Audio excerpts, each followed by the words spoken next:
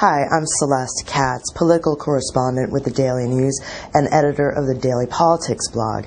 As you know, New Jersey Governor Chris Christie, a Republican who had been dabbling with entering the 2012 presidential race, has announced that he in fact will not do so, that he has simply too many obligations to the Garden State to go off around the country and leave behind his constituents in an effort to unseat President Obama. Now, Chris Christie has become something of a rising star in the Republican Party, and a number of people had really appealed to him to get into the race, partly because they just like his brash, straightforward style, as they see it, but also because there were a lot of people that in the current Republican field that they didn't find very exciting. Mitt Romney, Rick Perry certainly has had a few problems with some of his issues on immigration and health care as governor of Texas.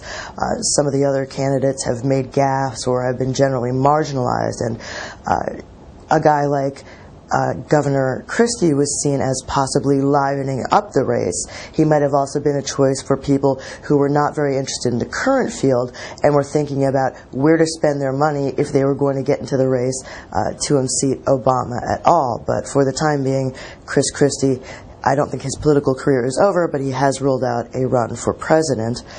Another reason to believe that Chris Christie's political life has not come to an end was, how obvious it was that he really enjoyed giving this press conference about the fact that he's not running for president. I mean, he is a man who enjoys the limelight. He likes to make jokes. He likes to take on the press. This is something that he really enjoys. I don't think that he's going to be, curled up in the corner of some library somewhere for the next 20 years. I think that we'll see a lot more of him, and part of that is because he just has a natural passion for the world of politics.